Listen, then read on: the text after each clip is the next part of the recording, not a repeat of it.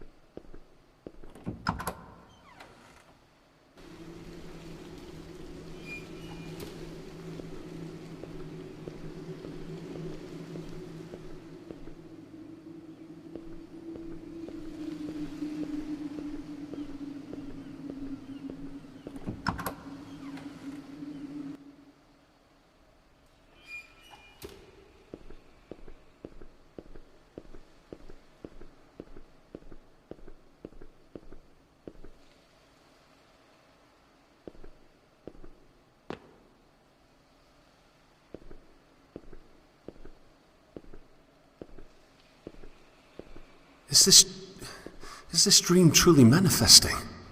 Could the voyage be useful beyond escape?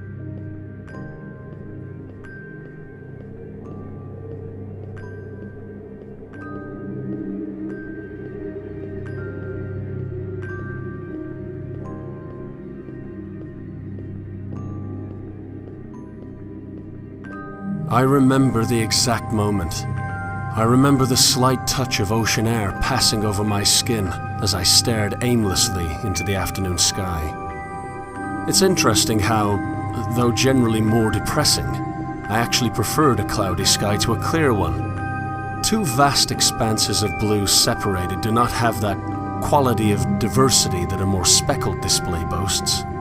This is not to say that a cloudy sky is wholly unfortunate, because there were moments amidst the grey that I learned to dwell in. I learned to live in the moments where the heavens would tear through the sky as if digging through dirt, creating little bursts of pastel light in the otherwise desaturated gloom. It's as if clouds are nothing but a frame. I wonder if without them, happiness would turn into a flat portrait of stagnation.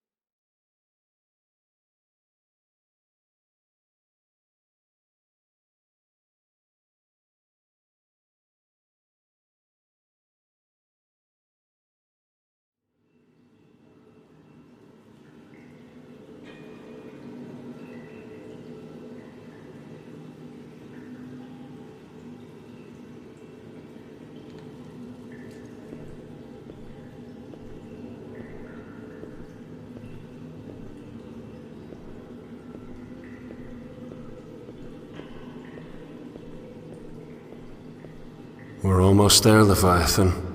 The final step between me and the old city's upon us.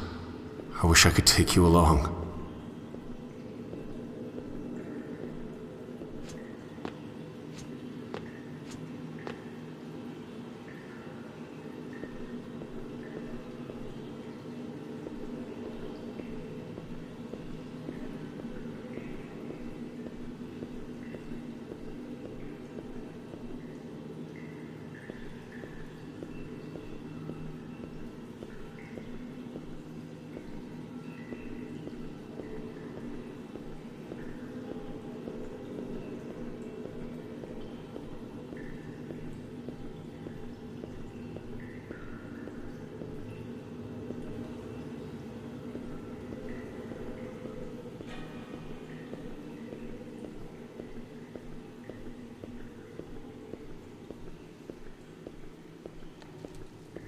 Will you remember me? After all, I could never forget you. And how can I even begin to thank you for all that you've done for me? You protected me from a world that I was too weak to bear. But now the distant shores of another reality are calling me home. To something I've never seen before. A dangerous and unpredictable world lies ahead of me. But I'm ready to let loose the sails.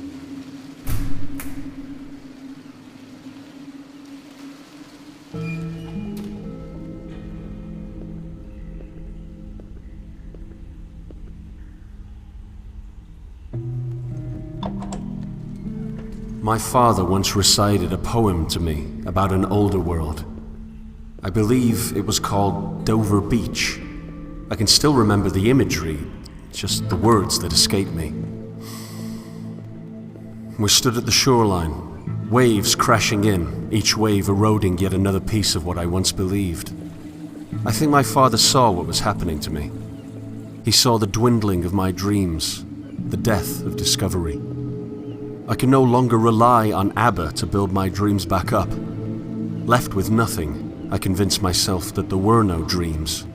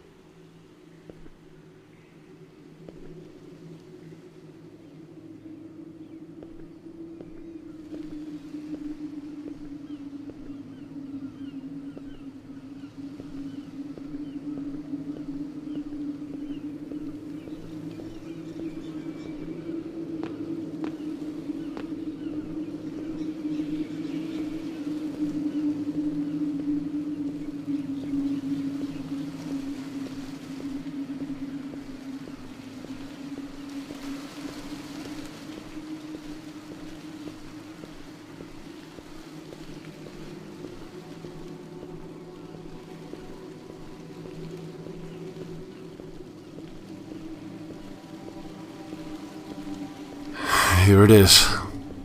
The leap. Goodbye, my old friend.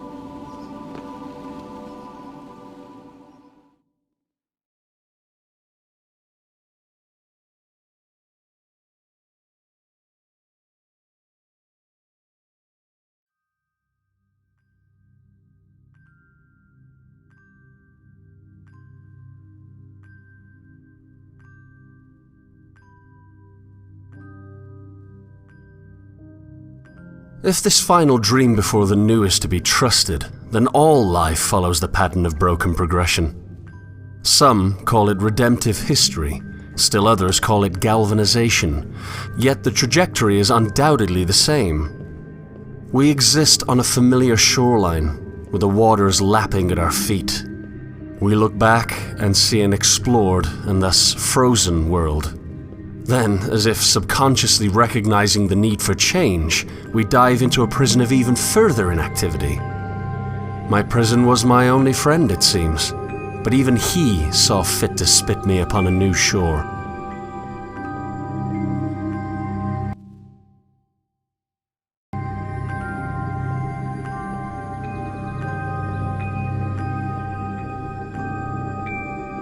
I won't lie, I do miss Leviathan. It wasn't his fault that I was a parasite, but was he necessary at all? After being cast out, was devolution in his stomach the appropriate next step? Why couldn't I have simply washed ashore to the old city?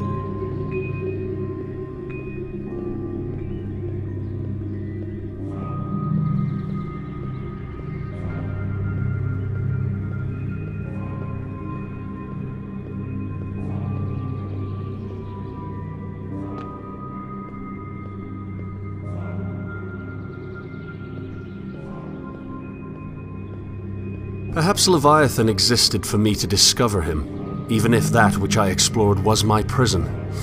Perhaps I simply needed to see the stagnation before evolving.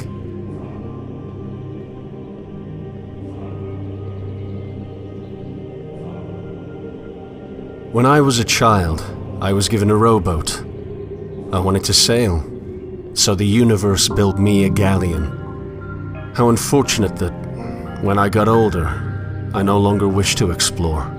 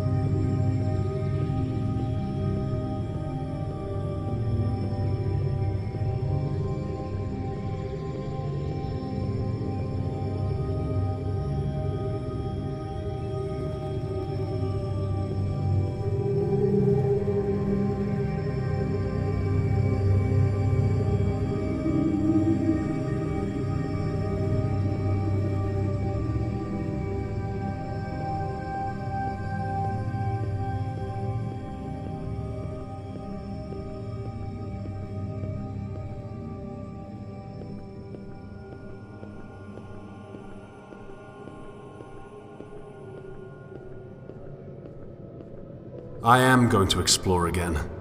I'm going to board my vessel and sail into an unknown world to dream all the more. I'll leave this dream behind to feel the sand of other shores in my hand and let it loose as I travel inward towards newness. First, however, I'll make one last dive into abyss.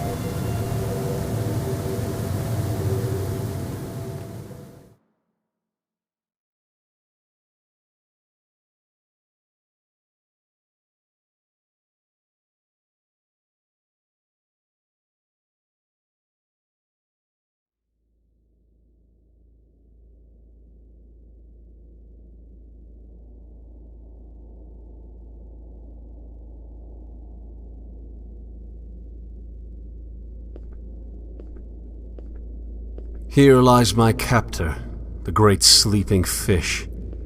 My foundation's been disintegrated. I'm left with nothing but void. However, the baby of belief need not be thrown out with the bathwater of certainty. An assertion from an assumption is still an assertion, making any deduction from that foundation subject to critique. I may not be able to deduce from a place that I know to be true, but that which I deduce from my dreams must still be compatible with itself. Like a child, I regressed with no end. Over and over I asked, why? As each answer demanded further questioning. Eventually, I convinced myself that the regression was nonsensical, by nature of it being childish. But what if that childlike curiosity is the vessel that can bring us to usefulness? What if we put aside the certainty and adopt discovery?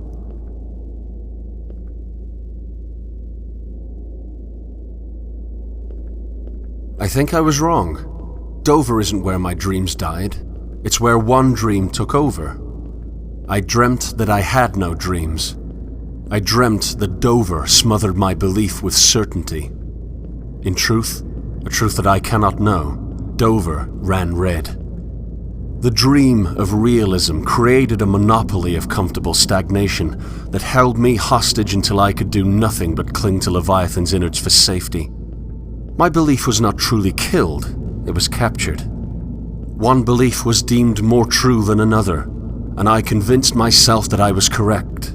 I convinced myself that I could be correct. What if this dream's monopoly was disintegrated? What if I could explore a multiplicity of dreams, never quite knowing which ones are a reality? Truth must be compatible with itself, but what happens when truth is unattainable?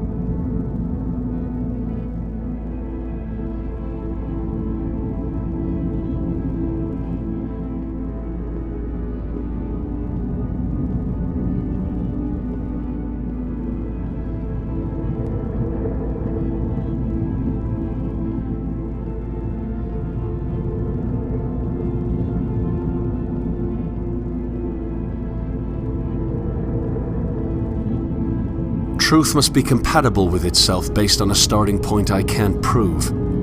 I can't assert which dream is not a dream at all because they're all just dreams. Why not discover the dreams I can't control, rather than hiding portions of them away to let what I was certain of flourish?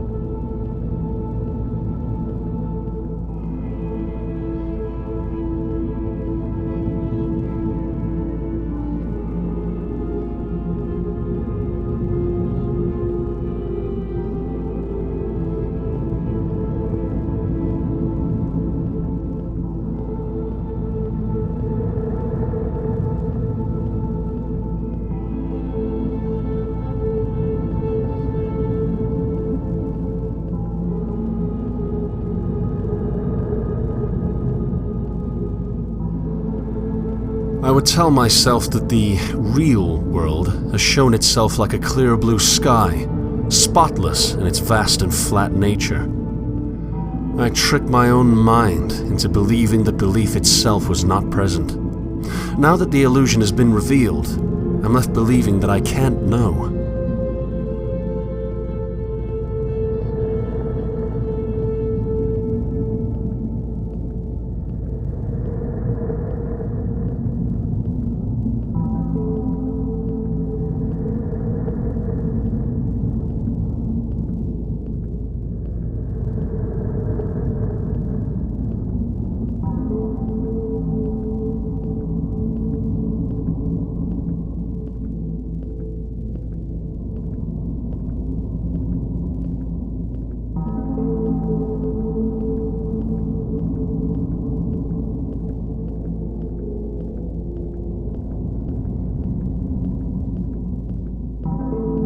The Dweller's dreams could function within themselves, from their foundation, as long as the factions recognize that foundation as a dream.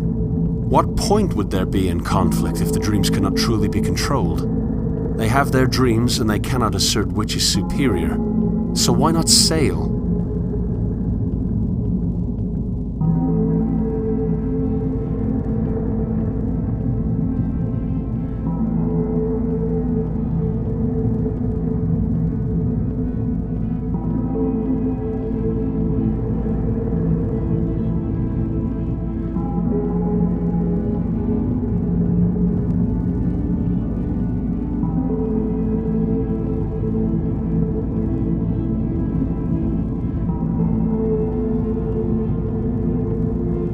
Solomon saw the illusion for what it was. He saw that the lack of dreams was a dream itself. His downfall was in his pessimism, however. He saw the manifesting process of dreams to be too slow. But of course it is, my dear Solomon. The dreams will never manifest in our lifetime, but that's where they have their worth. The dream, the ideal, is an object whose grasp should never be fully achieved. It is in the desire for the object that our true desire should lie. We should desire to desire, and in presenting the ideal to a fallen world, we will make incremental steps towards perfection as the eschaton approaches. One giant leap for a man, one small step for mankind, Solomon.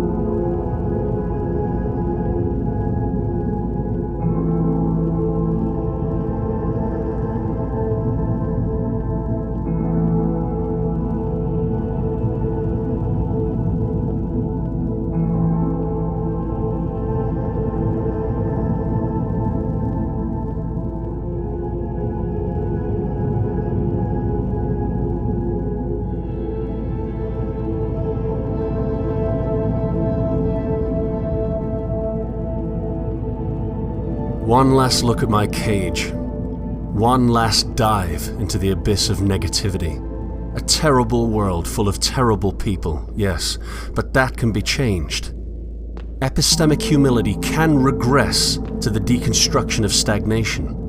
What I previously thought to be stagnation itself, the lack of any true knowledge, is simply the deconstruction of an anchor, freeing us to traverse the unexplored.